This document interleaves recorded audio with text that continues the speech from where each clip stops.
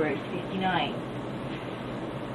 At ang kautusan ito ay, kung titingnan natin, ay kinamuhian ng mga kababaihan sa kadahilanan na ang katotohanan ay kinasusuklaman ng ating mga sarili. Sapagkat sabi ng Allah Subhanahu wa Ta'ala, inna nafs la ammaratu bisu.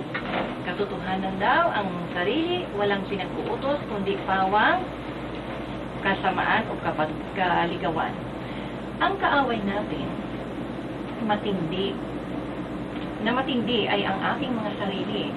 Laging ang gusto natin ay ang mga bagay na sa palagay natin ay nakakabuti pero yun pala ay nakakasira sa atin. Kaya katotohanan na ang mga bagay na ipanag-utos sa atin ng Allah Subhanahu wa Ta'ala at pinahayag sa atin ng Propeta Muhammad sallallahu alaihi wasallam ay siyang makakabuti sa atin. Tulad halimbawa nitong hijab in particular. Malaking hirap at sagabal sa maraming gawain natin mga kababaihan ito.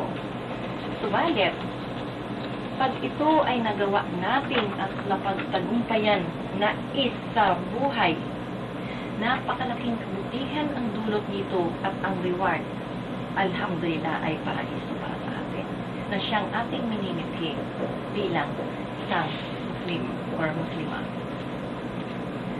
Ngayon, ang pag-alis o di kaya ang di pagsuot na nito ay isang paanyaya mula sa Satanas, kaya mula kay Shaytan, at bulag ng pagsunod sa maligaw na gawain nito. Dahil katotohanan, kanyang nais na tayo ay isumunod sa ating Panginoon para kanyang makasama sa naglalagablaw na apoy. Kaya, kung titingnan natin na nakakatakot, no? Yes. Nakakatakot, ayaw natin mapunta doon, di ba? So, kailangan talaga ang tinatawag na pagsunod. Pagsuko at pag-surrender sa kapunan ng ating Allah Subhanahu wa Ta'ala, siya ating Panginoon. Panginoon ng lahat. Ang isang Muslima na di nakahijab, lahat ng mga damo, tingnan natin ito, lahat, ito, aral ito galing sa mga ating mga scholars, na ang isang Muslima na di nakahijab, lahat ng mga damo sa lugar, at pati na ang mga anghel, ay sinusumpa sila. So, napakabigat kung titingnan. Talagang simpleng matigas. bagay, pero matigas. Sa isang narration noong panahon ng Miraj ng Propeta Muhammad sallallahu alaihi wasallam, nakita niya o nadaanan niya ang mga naggagandahang kababaihan na may mga mahahabang buhok.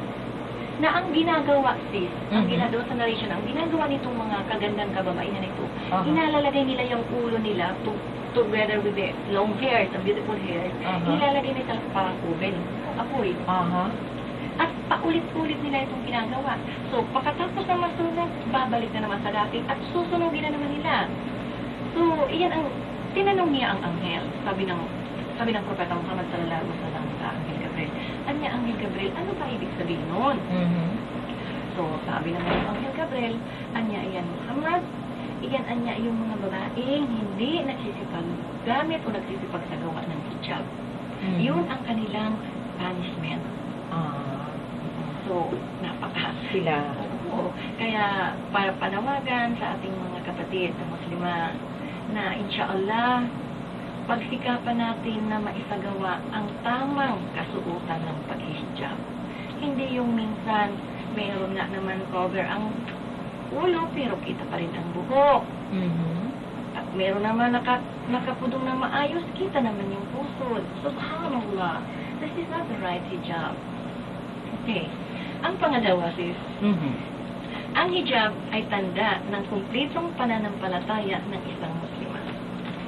Ito ay pahiwatig ng kanyang takot sa Allah Subhanahu wa Ta'ala sa di pagsunod sa kanyang pautusan, katotohanan, may kaukulang parusa to. At ginagawa niya itong paghihijab ay alang-alang sa pagsunod at pagtalima sa kautusan ng Allah at ng Propeta Muhammad sallallahu alaihi wasallam. Yes. Katotohanan, sinabi ng Allah sa Suratul Ahzab, verse 36, after Basmala, sa malapit na kalugan sa Tagalog, Hindi marapat sa isang Muslim na lalaki o babae man na kung ang isang bagay ay napagpasyahan na ng ala at ng propeta na magkaroon pa sila ng pamimilian. So ito yung sinasabing we hear and we obey. Yes.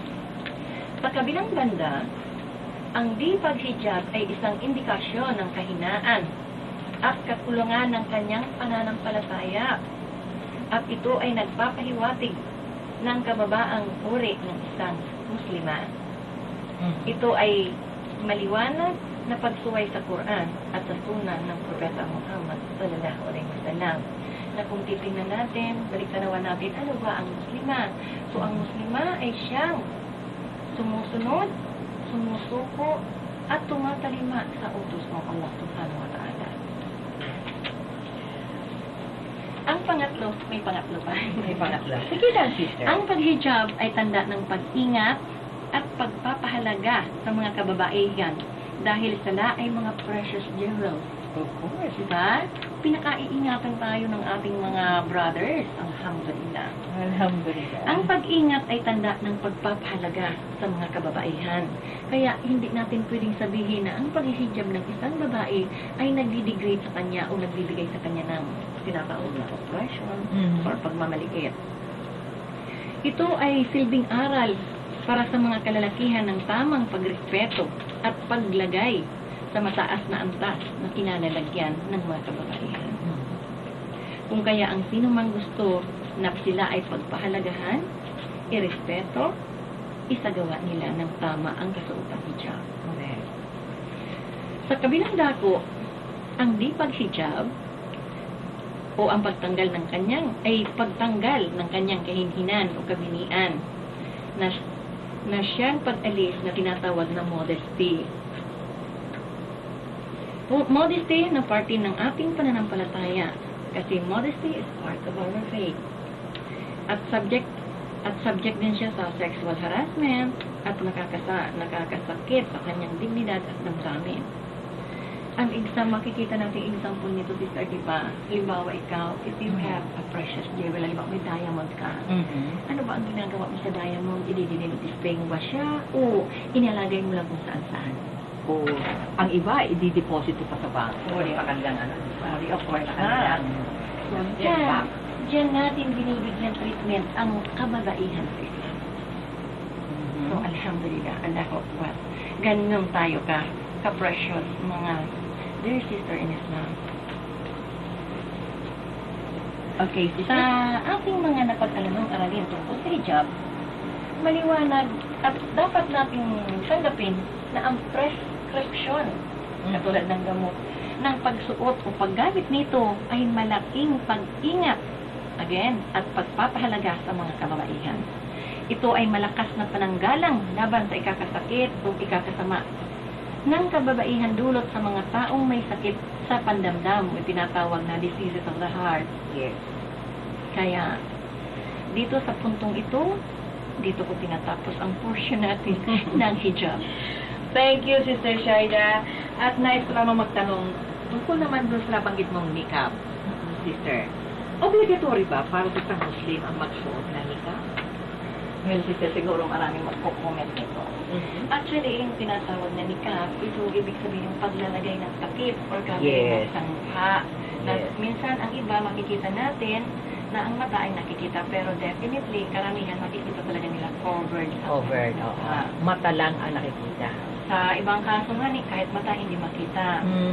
Well, ang mga scholars natin in Islam, ang mga tinatawag natin mga may maalam, ay may dalawang faction dito na nagsasabi, kailangan obligatory na magkaroon talagang takip ang mukha. At ang isang faction naman nagsasabi, ang mukha at ang kamay pwedeng ipakita. So, whatever, pareho din sila. Pareho pa rin yan na ikakabuti. Ngayon, ang pagninikab, ang importante dyan ay yung intention. Yes. Kung intention, ano ba ang intention natin? Bakit isinasagawa natin ito? Now, kung itong nikab, ang pagninikab nito ay sinasagawa natin for the completion ng kautusan ng Allah Subhanahu wa Ta'ala na bilang isang babae, takpan natin ang aura. So, alhamdulillah, Yes. naisagawa natin o nasagawa ng isang sister na yan ang isang bagay na napakahalaga at malaki ang aanihin niyang reward